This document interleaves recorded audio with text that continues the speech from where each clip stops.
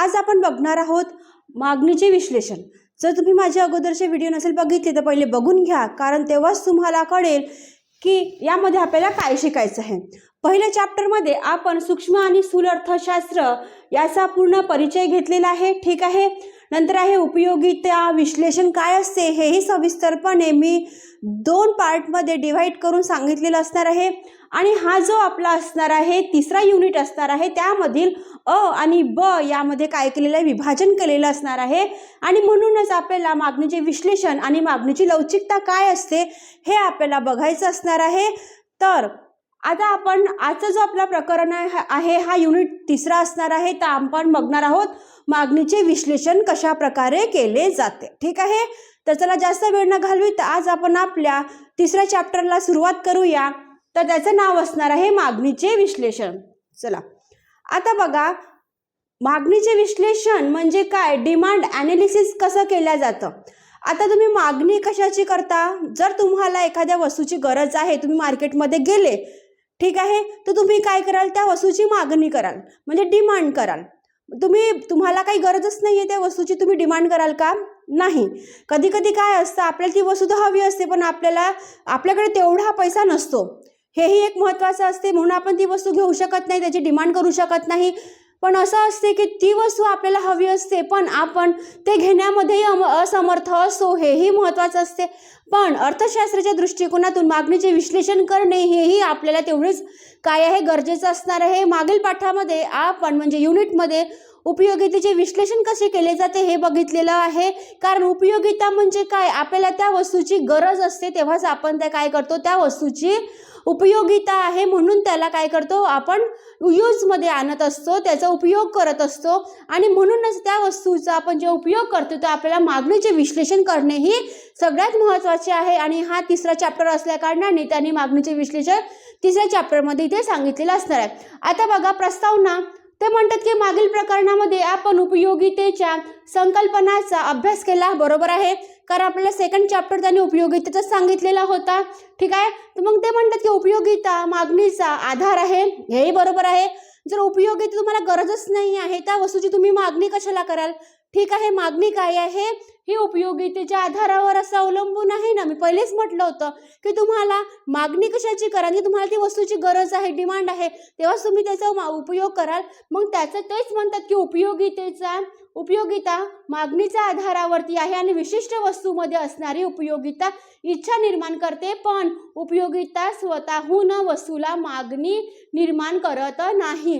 म्हणजे ते म्हणतात विशिष्ट वस्तूमध्ये असणारी उपयोगिता इच्छा निर्माण करते। आता तुमच्याकडे भरपूर साऱ्या वस्तू असेल पण एखादी वस्तू अशी असते का जी आपल्याकडे नसते, त्याची आपण काय करतो, इच्छा व्यक्त करतो आणि तीच काय असते, ती त्या वस्तूची आपण मागणी करत असतो। पण ते म्हणतात की उपयोगिता स्वतःहून वस्तूला मागणी निर्माण करत नाही। या प्रकरणामध्ये मागणीचे विश्लेषण करण्याचा प्रयत्न केला आहे आणि मागणीचे विश्लेषण उपभोक्त्याच्या वर्तनाशी निगडित आहेत। म्हणजे वर्तन म्हणजे काय, तुमचं बिहेवियर कसं आहे। तर आता तुमचं बिहेवियर म्हटलं का तुम्ही सगळ्याच गोष्टी येते का, नाही। ते म्हणतात काही काही गोष्टी अशी असते जी आपली इच्छा असून सुद्धा ती वस्तू आपल्याला मिळत नाही, पण ते म्हणतात की मागणीचे विश्लेषण उपभोक्त्याच्या वर्तनावरती अवलंबून असते। आता माझ्याकडे मी म्हटलं की माझ्याकडे 1000 रुपये आहेत आणि मला जी वस्तू पाहिजे नाही ती 1500 रुपयाची आहे, माझी ती इच्छा पूर्ण होईल का, नाही, कारण माझ्या त्या वस्तूमध्ये आणि त्या वस्तूमध्ये माझ्याकडे काय आहे, तफावत आहे त्या पैशामध्ये। ती 1500 रुपयाची वस्तू आहे, माझ्याकडे फक्त 1000 रुपये आहे। मग ते डिमांड मी काय करील, काही वेळाने, काही दिवसांनी, काही महिन्यांनी किंवा काही वर्षांनी जेही असेल, जेव्हा माझ्याकडे पैसे येईल तेव्हा मी काय करेल, ते पूर्ण करेल। पण तेव्हा माझी उपयुक्तता आहे, मागणीची मी डिमांड केली ती माझी पूर्ण झाली का, नाही, हेच इथे आपल्याला शिकायचं असणार आहे। मग हे वर्तन, मागणीचे विश्लेषण कोणावरती आधारित आहे, माणसाच्या म्हणजे उपभोक्त्याच्या काय आहे, वर्तनानुसार त्याच्यामध्ये काय ते निगडित असणार आहे। आता उपभोक्ता म्हणजे काय, तर आपण कंझ्युमर, माणूस। आता माणूसच घेणार ना, प्राणी तर जाऊन घेणार नाहीये।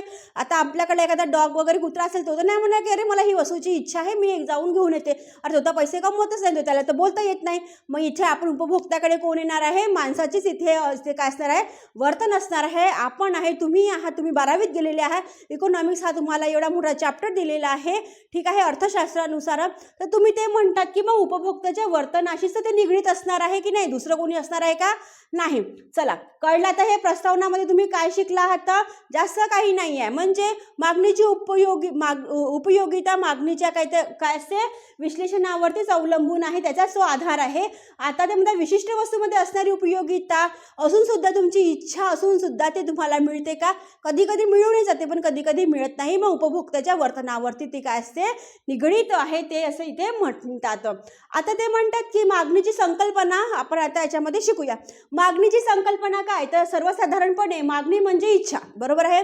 आता तुमची मी म्हटलं माझी खूप इच्छा आहे की ती वस्तू 2000 रुपयाची घ्यायची, पण माझ्याकडे पैसेच अपुरे आहे, तर माझी इच्छा पूर्ण होईल का. म्हणजे एखाद्या वस्तूची आपण जेव्हा डिमांड करतो तर त्याच्यामध्ये काय असते, आपली इच्छा दडलेली असते, ती मला वस्तू पाहिजेच आहे. मग आपण त्याच्यासाठी काय करतो असतो, प्रयत्न करत असतो. पण कधी कधी प्रयत्न करून सुद्धा ती आपल्याला वस्तू मिळते का, नाही. पण कधी कधी आपण काय करतो, सगळ्या साधारणपणे जर आपण बघितलं की आपल्याला एखादी वस्तू घ्यायची आहे तर आपण त्याला काहीतरी पुरेसे पैसे तरी आपण काय करतो आपल्याजवळ असते, तेव्हाच आपण मार्केटमध्ये ती वस्तू घेऊ शकतो. आता मागणी म्हणजे डिमांड काय असणार आहे, त्या वस्तूची सर्वसाधारणपणे इच्छा. ठीक आहे, तुमची इच्छा काय आहे त्यानुसार तुम्ही काय कराल, ती वस्तू घ्याल. आता ते जर वस्तू तुम्हाला जास्त महागात पडत आहे तर तुम्ही काय कराल, तुमची इच्छा माराल का, तेव्हा नाही. तर तुम्ही काय कराल, दुसरी वस्तू पण विकत घ्याल त्याच्यात पर्यायानुसार जर मिळत असेल तर. ठीक आहे, असंही असू शकते. मग एखादी वस्तू हवीशी वाटते म्हणजे इच्छा होय, बरोबर आहे. एखादी वस्तू आपल्याकडे नाही आहे तर आपल्याला हवीशी वाटते, ती आपली काय असते, इच्छा असते, ती आपली डिमांड असते. पण ते काम पूर्णच होणार आहे का, तेही होऊ शकते, पण आपल्याकडे पर्याप्त पैसा उपलब्ध असेल तरच. ठीक आहे. मग हवीशी वाटणारी इच्छा अर्थशास्त्रीय दृष्ट्या मागणी म्हणजे अशी इच्छा जिला खरेदी शक्तीचे पाठबळ आणि ते खर्च करण्याची मानसिक तयारी पण असली पाहिजे ना, बरोबर आहे. बघा मानसिक सायकोलॉजिकल तुम्ही हेही काय शिकलेले आहे, पहिल्या चॅप्टरमध्ये पण शिकलेले आहे. स्थूल अर्थशास्त्र सूक्ष्म अर्थशास्त्रामध्ये पण त्यांनी सांगितलेलं असं होतं, माहिती आहे ना. तर तुम्ही माझे पहिलेचे व्हिडिओ नसेल बघितले पहिले बघून घ्या आणि व्हिडिओला लाईक शेअर सबस्क्राईब करायला पण विसरू नका, कारण या व्हिडिओच्या मार्फत मी 12th इकॉनॉमिक्स पूर्ण कव्हर करणार आहे आणि 12वीचं पण पूर्ण इकॉनॉमिक्स यानंतर पूर्ण कव्हर करण्याचा पूर्ण प्रयत्न करणार आहे. ठीक आहे. मग ते म्हणतात की काय आहे, तर ही मानसिक तयारीच असली पाहिजे ना. ठीक आहे. आता तुम्हाला एखादी वस्तू पाहिजे नसेल, तुम्ही मार्केटमध्ये गेले, ठीक आहे. जसं मी म्हटलं आता आंब्याचा सीझन आहे, तुमच्या मम्मीने म्हटलं अरे अनिकेत तू हे घे 200 रुपये आणि मार्केटमध्ये जाऊन तू अनिकेत तू 1 किलो आंबे घेऊन ये 200 रुपये. आता तुम्ही तिथे मार्केटमध्ये गेलेत, ठीक आहे. अनिकेत जाऊन आला, मम्मीने पैसे दिले 200 रुपये का मला 1 किलो आंबे आणायचे आहे. पण ते जर आंबे 300 रुपये किलो असेल तर तुमच्याकडे 100 रुपये कुठून येणार, तुम्ही तर कोणाला मागणार नाही रस्त्यावरती, नाही तुमचं कोणी नातेवाईक आहे त्या रस्त्यामध्ये. ठीक आहे. नाही तो विक्रेता जोही फ्रूट विक्रेता आहे, नाही तुमचा रिश्तेदार आहे. असं तर आहे का बेटा म्हणेल मी 100 रुपयाचं काय करते नुकसान करते पण तुझी इच्छा मी पूर्ण करते, असं होणार आहे का, नाही. म्हणून ते म्हणतात की हे काय आहे, मानसिक तयारी असते, पण ती वस्तू घेण्याची पण तुमची इच्छा असली पाहिजे ना. मग तुम्ही काय जाल, अनिकेत घरी जाईल, मम्मी म्हणेल अरे 200 रुपये नाही तर 300 रुपये किलो आहे. अनिकेत मम्मीला सांगेल, मग मम्मी काय करेल, त्याला काय देईल 100 रुपये देईल, म्हणजे 300 रुपये किलो तो काय करेल आंबे आणेल. हेही त्याची मानसिक तयारी पण त्याच्या मम्मीची पण असली पाहिजे. नाही तर मम्मी काय म्हणे 300 रुपये किलो, अरे बापरे 100 रुपये वाढून राहिले, राहू दे, नंतर जेव्हा स्वस्त होईल तेव्हा घेऊन. आपण करतो ना असं. मागच्या वर्षी 150 रुपये किलो आंबे होते, मी माझ्या बहिणीला म्हटलं तू 2 किलो आंबे घेऊन ये, तर ते 300 रुपये झाले असते. अरे मी म्हटलं जाऊ दे, म्हटलं नंतर पाहून. तर ते काय असणार आहे, आंब्याचे भाव वाढतच चालले. मग असंही असते, आपली इच्छा पण असली पाहिजे ती वस्तू घेण्याची.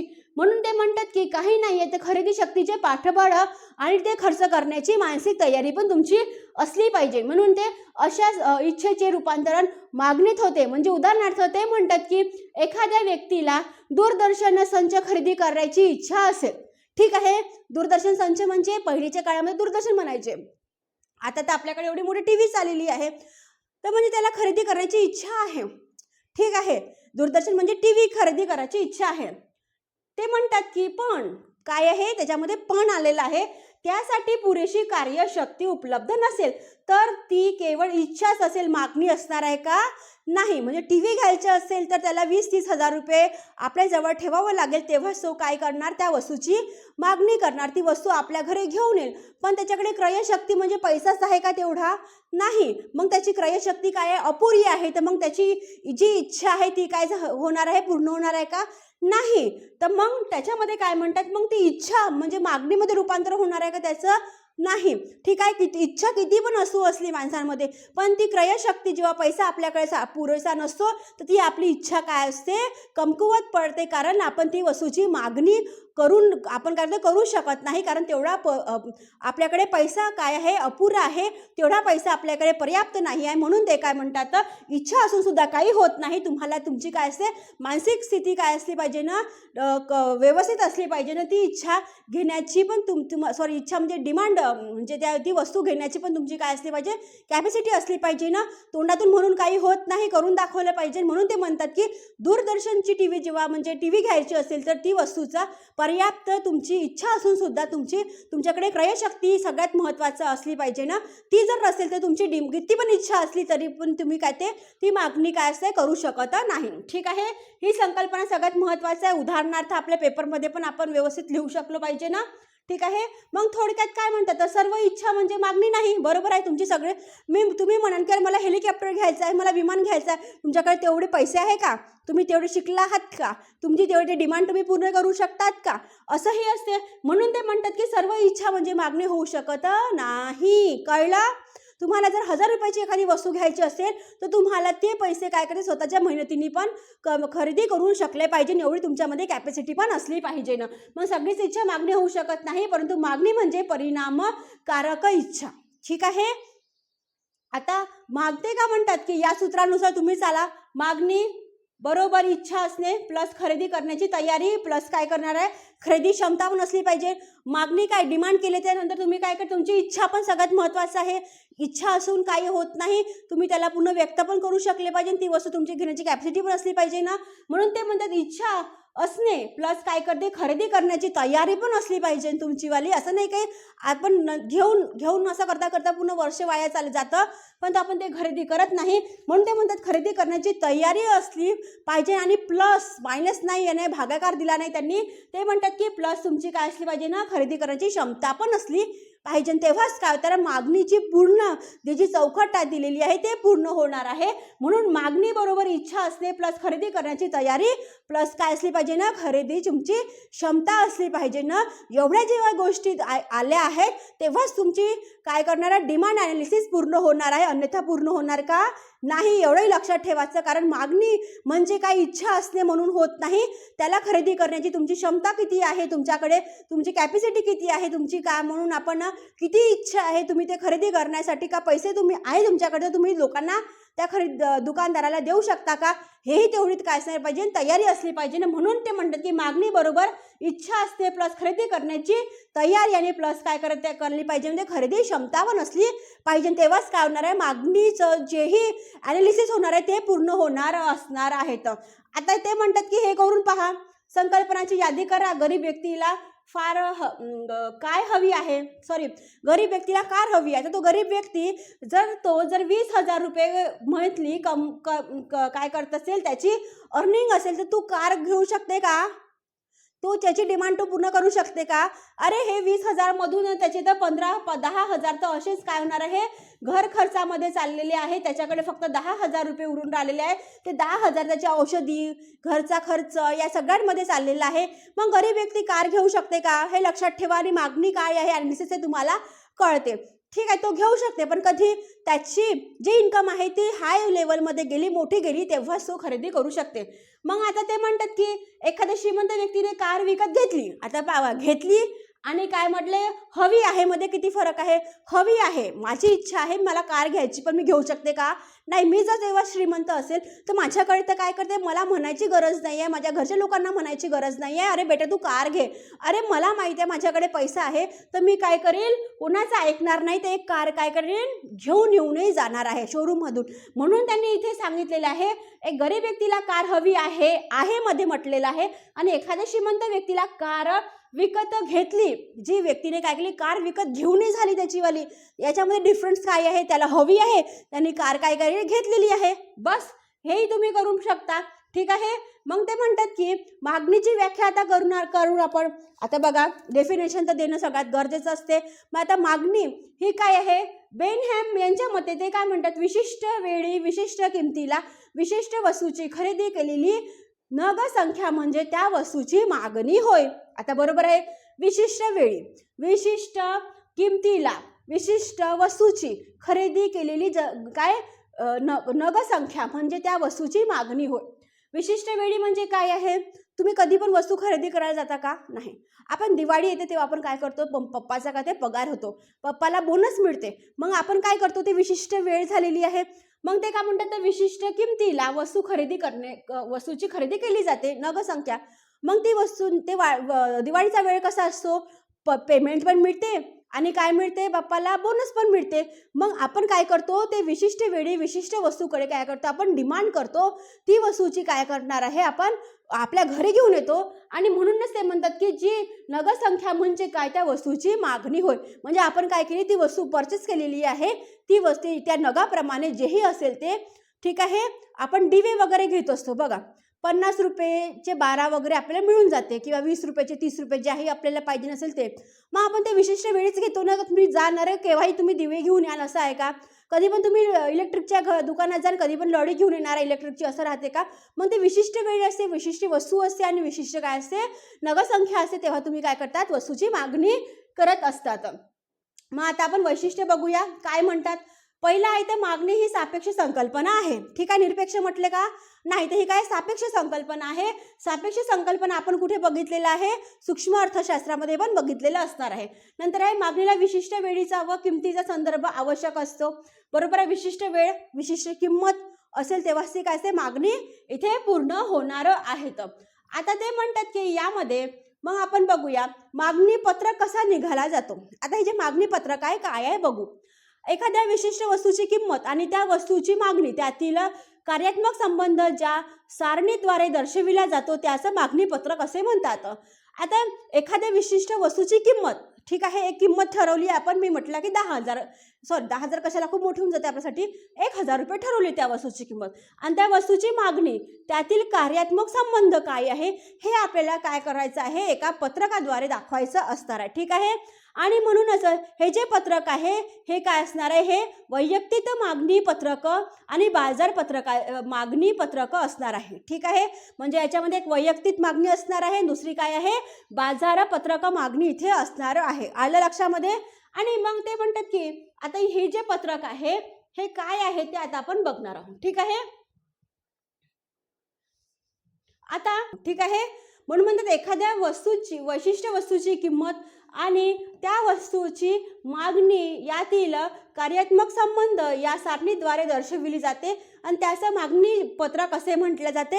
आणि त्या मागणी पत्रकामध्ये दोन गोष्टी आवश्यक असणार आहे. एक असणार आहे वैयक्तिक मागणी, दुसरी आहे आपली बाजार मागणीतील पत्रक. ठीक आहे. आता हे काय आहे हे आपण इथे बघू. आता वैयक्तिक मागणी पत्रक काय असणार आहे ते म्हणतात की वैयक्तिक जेव्हा मागणी पत्रक आलं तेव्हा विशिष्ट काळात विशिष्ट किमतीला एका उपभोक्त्याने केलेली मागणी म्हणजे वैयक्तिक मागणी पत्रक होय. ठीक आहे. आता ते म्हणतात विशिष्ट काळाला विशिष्ट टाईम असते तेव्हाच आपण एखादी वस्तू विकत घेतो, परचेस करतो. मग ती विशिष्ट किमतीला एका उपभोक्त्याने घेतलेली मागणी म्हणजे तो जो ग्राहक आहे, तो जो वस्तू घेणारा व्यक्ती असणार आहे तो काय करणार आहे, विशिष्ट वेळेला जाईल, वैशिष्ट काय करणार आहे, वस्तूची मागणी करेल आणि तो काय करेल, त्या वस्तूला आपण काय म्हणून, वैयक्तिक मागणी पत्रक म्हणून. ठीक आहे. आता ते म्हणतात विशिष्ट वेळेला आणि वेगवेगळ्या किमतीला वैयक्तिक मागणी उपभोक्ता किती नगसंख्या खरेदी करतो आणि ज्या पत्रकात दर्शविली असेल त्या असं वैयक्तिक मागणी असे म्हणतात. ठीक आहे. आता एक व्यक्ती आहे, आपण त्या नावाचा क्ष आहे. आता तो काय करते, एखादा आपण म्हणून की एक्स नावाचा एक व्यक्ती आहे आणि तो काय करतो, एखाद्या क्ष वस्तूची मागणी करतो. ठीक आहे. आता वस्तूची त्यांनी जर मागणी केली, ते म्हणतात की वस्तूची किंमत किती दिलेली आहे पहिले रुपयामध्ये, 10 रुपये, 8 रुपये, 6 रुपये, 4 रुपये आणि 2 रुपये. मग वस्तूला असलेली मागणी ही कितीवरती आहे, किलोवरती आहे. ठीक आहे. आता मम्मीने म्हटलं आता आंब्याचा सीझन आहे, आपण आंब्याचा सीझन करा. आता आपल्याला आंब्याचा सीझन आहे कारण उन्हाळा आलेला आहे, उन्हाळा लागलेला आहे. ठीक आहे. सगळ्यांच्या घरी कुरड्या पापड सगळे झालेले आहे. आता आपल्याकडे अखजी येणार आहे. ठीक आहे. मम्मीने म्हटलं अनिकेत तू 200 रुपये घेऊन जा आणि आंबे घेऊन ये. ठीक आहे. म्हटलं 200 रुपये घे, तुझ्याकडे पैसे देते मी 200 रुपये आणि तू काय कर आंबे घेऊन ये. आता आंबे घेऊन ये म्हटलं, पण मम्मीने सांगितलं का किती किलो घेऊन ये, किती किलो म्हटलं का नाही, फक्त 200 रुपये दिले आणि घेऊन ये म्हटलं. मग अनिकेत गेला दुकानामध्ये. अनिकेत म्हटलं माझ्याकडे 200 रुपये आहे आणि मला 200 रुपयाचे आंबे दे. ठीक आहे. आता अनिकेतला काय माहिती मार्केटमध्ये किती रेट सुरू आहे. तर अनिकेत दुकानात गेला. दुकानदारांनी म्हटलं अरे 200 रुपयाचा किलो आहे, हे घे 1 किलो 200 रुपये मला माझे देऊन दे. तुम्ही काय केलं, माझ्याकडनं वस्तू घेतलेली हे 1 किलो आंबे. मग अनिकेतने काय केलं, ती वस्तू घेतली आणि काय केलं मम्मीला दिली. मग मम्मीला सांगितलं अरे मम्मी इथे 200 रुपये किलो होते, तुम्ही मला 200 रुपये दिले आणि 200 रुपये किलोचेच काय मिळाले, मला आंबे मिळाले, त्याच्यातून मला 1 रुपये मिळाला नाही खर्च करायसाठी. आणि तेच जर 100 रुपये किलो असते तर मग त्याची डिमांड किती असती, 200 रुपयाची 2 किलो असती. 50 असते तर किती असती, 4 किलो त्यांनी आंबे घेतले असते. समजलं का. म्हणजे वस्तूची किंमत जशी जशी वाढत आहे तशी तुमची मागणी काय होत आहे, कमी होत आहे. वस्तूची किंमत जशी कमी होत आहे तुमची मागणी काय असते, वाढत जाणार आहे.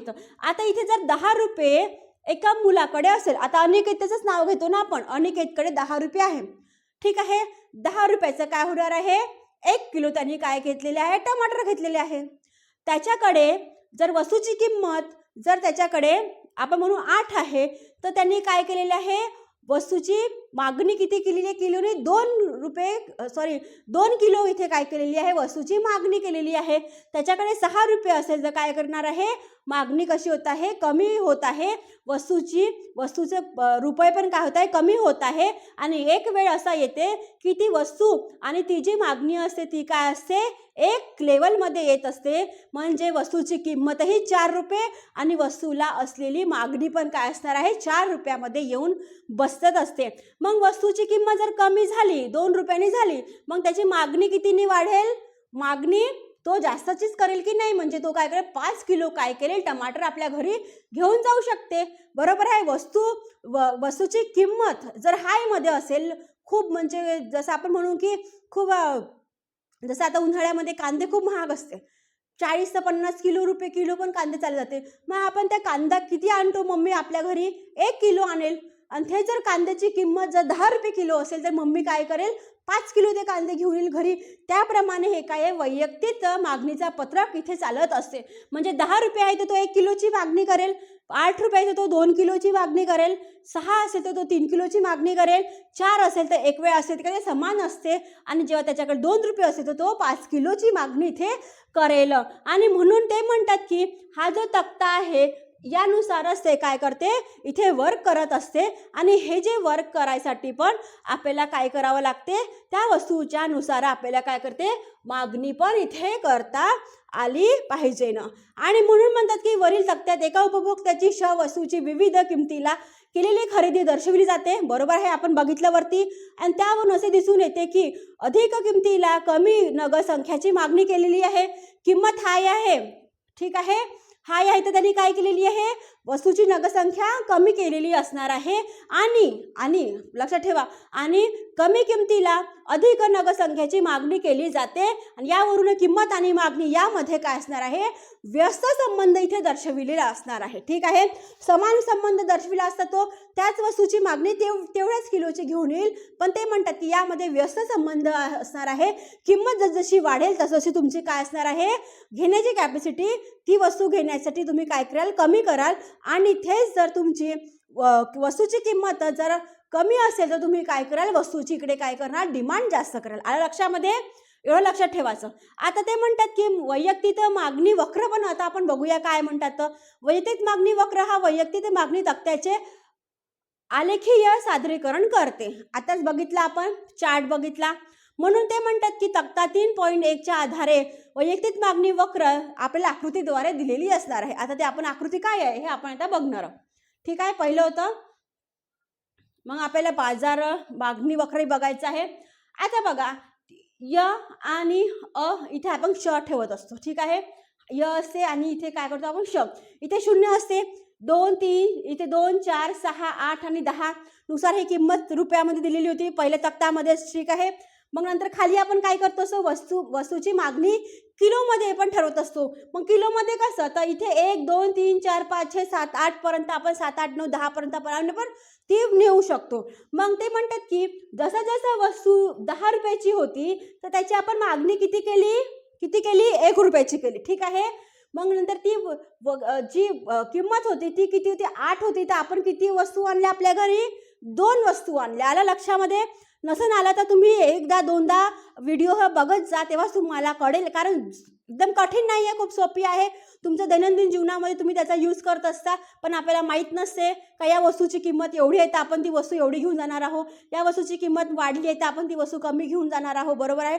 तुम्ही आठवडा बाजारामध्ये वगैरे जात असेल, गुरुवार बुधवार शुक्रवार वगैरे जे असते, शनिवार बाजारामध्ये, गुरुवार पण बाजार, बुधवारी बाजार, तेव्हा कधी मार्केटमध्ये जाऊन पाहत जा. एखाद्या वस्तू जर कमी झालेली असेल किंमत तर तिथे किती सारे ग्राहक लोक तिथे ती वस्तू खरेदी करण्यासाठी असतात, आणि त्याच वस्तूची किंमत जर वाढली असेल तर तिथे किती गिराईक असते त्याच्याकडे ते बघत जा थोडंसं. ठीक आहे, मग तुम्हाला हा इकॉनॉमिक्सचा हा पार्ट पूर्ण समजून जाणार आहे.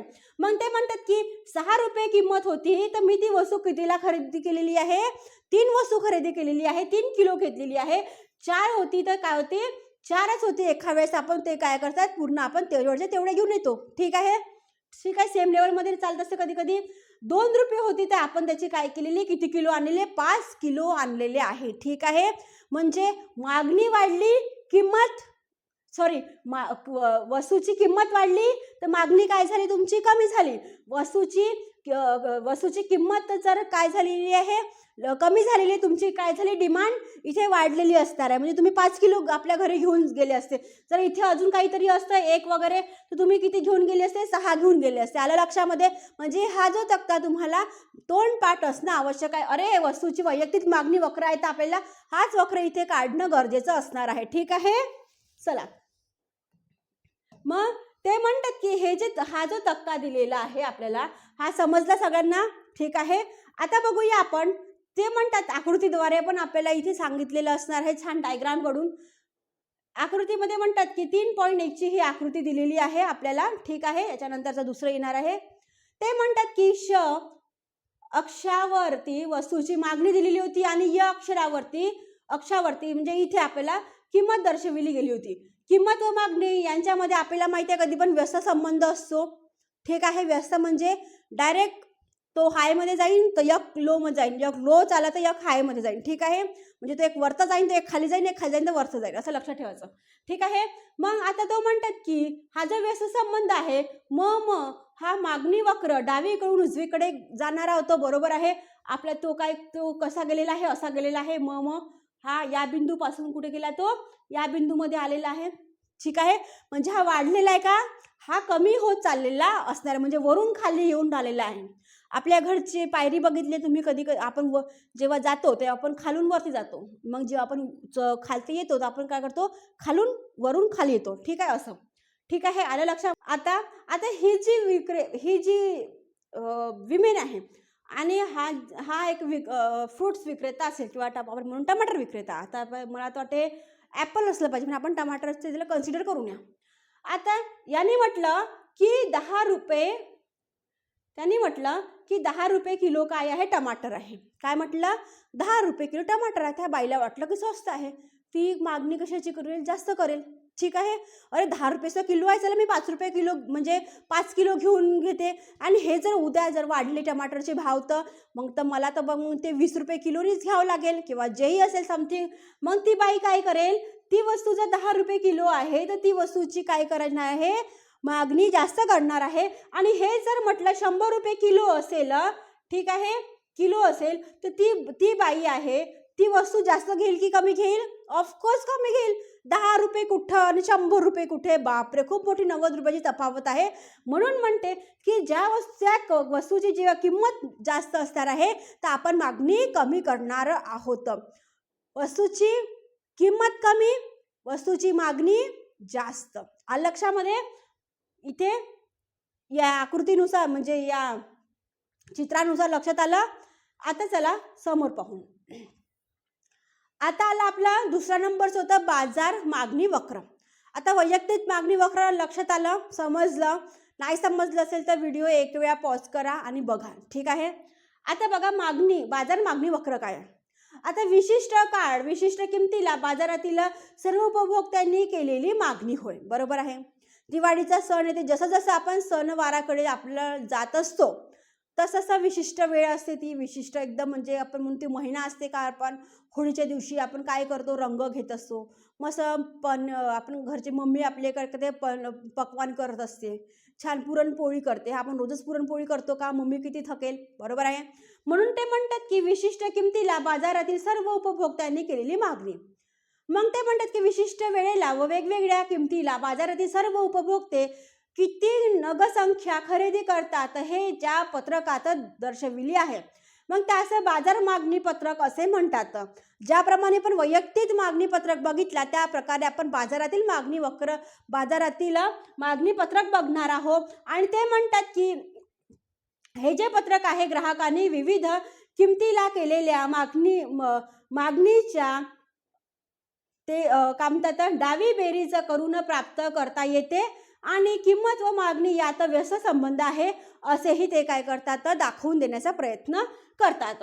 आता ते काय आहे ते आपण या कोष्टकाद्वारे इथे बघणार आहोत. आता बघा, वैयक्तिक मागणी पत्रक जेव्हा येत असते, ठीक आहे, मागणी पत्रक जेव्हा आलं तर ते हे जे बाजारातील मागणी पत्रक आहे ते बाजारानुसारच असणार आहे. बरोबर आहे. आलं लक्षामध्ये? तर ते म्हणतात क्ष वस्तूची किंमत 10, 8, 6, 4, 2 होती आणि श वस्तूची मागणी जे ग्राहकाकडून 3 जण आहे, अ, ब, क दिलेली आहे. बाजार मागणी किलो अ, ब, क या तिघांची पण किती असणार आहे हे आपण बाजार मागणीनुसार पत्रकानुसार बघणार आहोत. ठीक आहे. ते म्हणतात की ग्राहक अ, ब, क, आता हे 3 जण आहे अ, ब, क नावाचे, ते म्हणतात की 10 रुपयाची ती वस्तू होती. अ ने किती किलो घेतली? 5 किलो घेतली. ब ने किती घेतली? 10 किलो घेतली. आणि क ने काय घेतली? 15 किलो घेतली. म्हणजे तो जास्त श्रीमंत असेल, हा कमी श्रीमंत, हा त्याच्यापेक्षा जास्त कमी श्रीमंत असेल असं आपण कन्सिडर करू. मग ह्या तिघांची प्लस किती झाली? 5, हे किती झाले? 15 आणि हे किती झाले? 15, म्हणजे +3 झाले. तिथे बघा तिघांची प्लस करून दाखवलेली असणार आपल्याला. मग आता वस्तूची किंमत जर कमी झाली, 2 रुपयांनी कमी झाली, 8 रुपये, मग ग्राहक काय करेल? तो पहिला जास्त घेईल. मग त्याला वाटलं की बला मी 10 किलो घेतले होते, आता आपण 15 किलो घेऊन जाऊ. मग कवाला जो होता तो काय म्हणेल, अरे मी तर अजून जास्त घेईल, मी तर खूप श्रीमंत, मी रिच. तो काय करेल? 20 घेऊन जाईल. मग त्याची प्लस किती होणार आहे? 45 होणार आहे. बघा ना, 10 ने 5 किती झाले? 25, 25 आणि हे 20 आणि हे किती झाले? 45. ठीक आहे, म्हणजे 45. आता मग अजून काय केलं? 2 रुपयांनी अजून वस्तूची किंमत कमी झाली. मग ते म्हणतात की क ने पहिले 5 घेतले होते, मग 10 घेतले, मग काय करतो 15 घेतले. मग आपला ब आला. ब काय कमी होता का? मग तो काय म्हणते 10, 15, मी कशाला 20 वरती जाते, मी कशाला कमी करू, मी 20 वरती जाईन. मग तो काय करतो? जो क होता तो महत्व खूपच श्रीमंत होता, मग तो 15 वरून 20 वर गेला, 20 वरून डायरेक्ट 25 वरती गेला. मग तिघांची बेरीज केली तर किती आली? 60 आली. म्हणजे ते जे वस्तूची डिमांड करत आहे ते काय असणार आहे किलोमध्ये, तर ते काय असणार आहे? प्लस होत जाणार आहे. म्हणून बाजाराची मागणी काय होते? प्लसमध्ये इथे चालत असते. मग 4 झाली. 2 अजून वस्तूची किंमत कमी झाली. आता तर ही वस्तू कुठे होणार आहे हे तर आपल्याला माहित नाही. जर बसेल तर आपण जाऊन 4 वरून किती यांनी किती घेतली? 20 घेतली, यांनी 25 घेतली, यांनी 30 घेतली, किती झाले? 75 झाले, म्हणजे 75 झाले. मग 2 अजून कमी झाली, मग 2 रुपये झाले. 25 यांनी घेतली, 30 यांनी घेतली, 35 यांनी घेतली, म्हणजे किती झाले 90 झाले टोटल ऑफ इट. म्हणजे जसजशी ते वस्तूची किंमत वाढवत आहे तसशी वस्तूची त्यांची प्राईस तिघांची पण काय होते इथे प्लस प्लस होत चालली आहे. म्हणजे मागणी बाजारातील मागणी हे जे किलोनी काय होत आहे प्लस प्लस होत आहे तिघांची पण. ठीक आहे. मग या तिघांची प्लस किती आहे 30, 45, 60, 75 आणि 90 मध्ये इथे आपल्याला पाहायला मिळत आहे या कोष्टकानुसार. मग ते म्हणतात की वरील तक्त्यात वेगवेगळ्या अबक उपभोक्त्याची नावे दिलेली आहे. क्ष वस्तूची विविध किमतीला केलेली खरेदी दर्शविली आहे. यावरून असे दिसून येते की अधिक किमतीला कमी नगाची मागणी केली जाते, बरोबर आहे, आणि कमी किमतीला अधिक नगाची इथे मागणी केली जाते. आणि अशा प्रकारे किंमत आणि मागणी यामध्ये व्यसंबंध कसा आहे हे दर्शविले जाते. म्हणजे वस्तूची किंमत जी आहे डिमांड आहे ती जसजशी कमी होत चालली या लोकांनी वस्तू खरेदी जास्त करायला सुरुवात केली. आणि हेच जर वस्तूची डिमांड म्हणजे वस्तूची पैशाच्या रूपामध्ये हाय असती तर ती वस्तू काय केली असती कमी केली असती. ठीक आहे. म्हणून ते म्हणतात की बाजार मागणीचा वक्र इथे पाहून आपण ते म्हणतात की आलेखानुसार हा जो आलेख दिलेला आहे आपल्याला आपण बाजार मागणी वक्र हा वैयक्तिक ग्राहकांच्या मागणी तक्त्यानुसार काय होता आडवी बेरीज होत होती. आणि नंतर आहे आता जो आपण बघितला चार्ट त्याचा 2.3चा होता. च्या आधारे बाजाराची मागणी वक्र हा काय होणार आहे आकृतीच्या साहाय्याने आपण आता बघणार आहोत. बघा आता बघा 2, 4, 6, 8, 10 य आणि इथे क्ष दिलेला आहे. ठीक आहे. इथे शून्य दर्शवले जाते. 20, 40, 60, 80 आणि 100 ही काय आहे किलो मागणी दिलेली आहे, किलोनी दिलेली आहे एखाद्या वस्तूची. आता ही काय दिलेली आहे किंमत दिलेली आहे. जसं 10 रुपये जेव्हा ती किंमत होती त्यांनी किती केलेली आहे कितीची डिमांड केलेली आहे याच्यामध्ये 20ची. तसं तर मधात दिलेलं आहे म्हणजे जास्तच केली असेल. 2 होती तर अजून जास्त, 6 रुपये होती तर अजून सगळ्यात जास्त, 4 रुपये होती तर त्यांनी अजून 80ची डिमांड केली, 2 होती 2 रुपयांनी आली तर त्यांनी काय केलं 100 किलोची डिमांड केली. म्हणजे हा जो वक्र आहे हा आपण काय असणार आहे म पासून तर इथे म पर्यंत काय असणार आहे मागणी वक्र बाजाराचा वक्र इथे आपल्याला पाहायला मिळणार आहेत. आलं लक्षामध्ये. म्हणजे ही आकृती पण कशी असणार आहे पहिले जर इथे असतं तर हा छोटा असता ग्राफ, पण इथून डायरेक्ट तो मोठ्या संख्येकडे गेला तर इथे काय असणार आहे तो समोर हा जो चार्ट आहे हा इथून इकडे चाललेला आहे म्हणजे हा मोठा इथे पाहताना आपल्याला दिसत आहे. ठीक आहे. मग ते म्हणतात की या 3.3च्या आकृतीमध्ये काय महत्त्वाचं असते तर ते म्हणतात की एका महिन्यातील वस्तूच्या मागणी किमतीला असलेल्या मागणीच्या आधारे वस्तूसाठीचा मागणी वक्र काढलेला आहे. त्यावरून असे दिसून येते की मागणी वक्राचा उतार हा काय असला पाहिजे ऋणात्मककडे जाणारा असला पाहिजे ना. आणि हा वक्र डावीकडून उजवीकडे जाताना दिसत आहे. ठीक आहे. डावीकडून उजवीकडे जाताना दिसत आहे आपल्याला. बघा डावीकडून उजवीकडे चाललेला आहे लक्षामध्ये. आणि हा काय आहे ऋणात्मक आहे म्हणजे मायनसच्या झोनमध्येच हा चाललेला असणार आहे. ऋण म्हणजे कमी. ठीक आहे. ऋणात्मक चाललेला आहे. कोणता वक्र चाललेला आहे आपला ऋणात्मक कोणता बाजार मागणीचा वक्र. आणि तो काय करत आहे डावीकडून उजवीकडे चाललेला असणार आहे म्हणजे खाली खाली जाणार आहे. ठीक आहे. मग आता एवढे सारे इथे आपल्याला पिक्चर दिलेले आहे मागणी बाजाराची मागणी कशी होते. आता तोच आपल्याकडे पर्सन आहे ज्यांनी टमाटर आणलेले आहे. एक बाई सेम त्याच त्याच्यामध्ये दिलेली आहे, पण त्याच्या आजूबाजूनी भरपूर सारे लोक काय करत आहे त्या वस्तूची डिमांड करतात. कारण आपल्याकडे आपण वैयक्तिक मागणी एकच करत होती, पण जेव्हा बाजारामध्ये जेव्हा वस्तू आली तर ते सगळे लोक त्याची आपण काय करते डिमांड करेल आपापल्या हिशोबाने. खूप गरीब असेल तर तो 1 किलो घेईल, त्याच्यापेक्षा जास्त श्रीमंत असेल तर तो काय करेल 2 किलो घेईल, त्याच्यापेक्षा जास्त श्रीमंत असेल तर तो 10 किलो घेईल, त्याच्यापेक्षा जास्त जर श्रीमंतच असेल तर तो काय करेल 100 किलो घेईल. कळलं. मग ते वस्तूची किंमत कितीही पण असो. आता म्हणून तीच बाई आहे, तीच व्यक्ती आहे ज्यांनी टमाटर आणलेले आहे. आता आपण बघितलं अ ब क ड. आता त्यांनी तर भरपूर सारे दिले असते, पण त्यांनी अ ब क असे 3 लोक दिलेले आहे. कारण आपण जेव्हा जिथे राहतो किंवा आपण जिथे वस्तूची मागणी करतो बाजारामध्ये एकच लोक असते का 100 प्रकारचे ग्राहक तिथे उपलब्ध असते. त्या वस्तूची ते डिमांड करत असते, ते वस्तू ते खरेदी करत असतात. आता बघा इथे श्रीमंतापासून अमीरपर्यंत सगळं दिलेलं आहे. ही बाई जरा थोडी रिच दिसत आहे हिच्या गेटअपवरून, कारण हिचे छोटे हेअर आहे तर ही सगळ्यात हाय लेवलची दिसत आहे. ही बिचारी आपली छोटीशी चोटी घालून इथे उभी आहे म्हणजे ही थोडीशी गरीब असेल.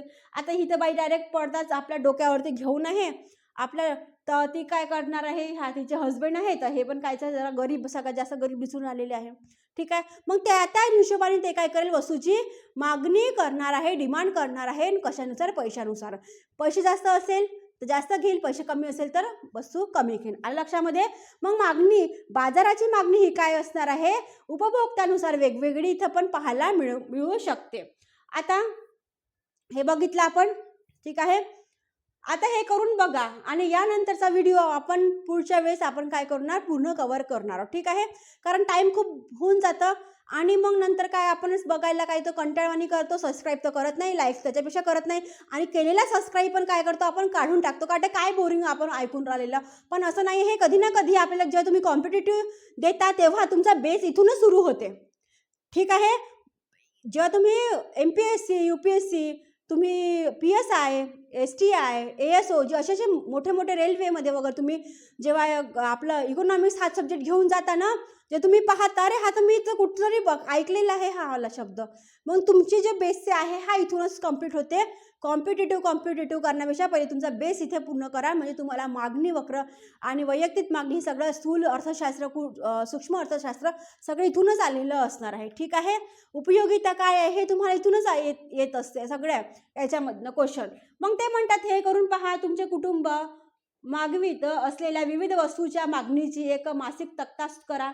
मग भाजी आणि फळं, औषधे इत्यादी पण तुम्ही बघा. तर त्याच्यामध्ये वस्तूची प्राईस वाढली असेल तर तुम्ही किती खरेदी करता.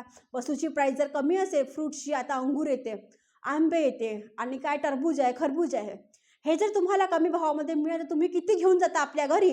आणि ते जर भाव वाढलेला आहे, किंमत वाढलेली आहे, तुम्ही किती तुमचे नगं तुम्ही घरी घेऊन जाता, किती किलो घेऊन जाता, याचं काय करणार, एक चार्ट करा.